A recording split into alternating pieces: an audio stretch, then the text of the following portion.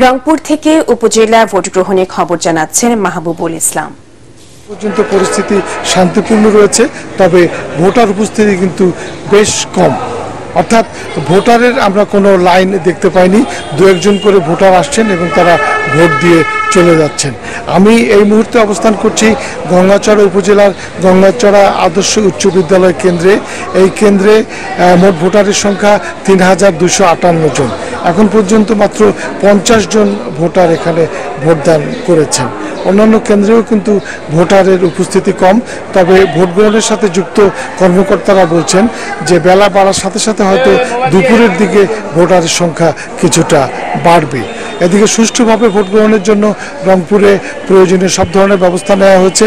এখানে প্রায় 2200 আনসার ভিডিপির সদস্য, 1100 পুলিশ সদস্য এবং বিজিবির 4 প্লাটুন সদস্য দায়িত্ব পালন করছেন। এছাড়াও র্যাবের স্ট্রাইকিং ফোর্স রয়েছেন এবং ভ্রাম্যমাণ আদালতে দায়িত্ব পালন করছেন 16 জন জুডিশিয়াল এবং নির্বাহী ম্যাজিস্ট্রেট। এখন পর্যন্ত রংপুরের আকাশ মোটামুটি মেঘাচ্ছন্ন রয়েছে এবং ধারণা করা হচ্ছে যে কিছুক্ষণের মধ্যে হয়তো এখানে বৃষ্টি হতে পারে, যে কারণে ভোটাররা কিন্তু আসতে একটু বিলম্ব করছেন। হয়তো আকাশ পরিষ্কার হলে ভোটারদের সংখ্যা বাড়বে।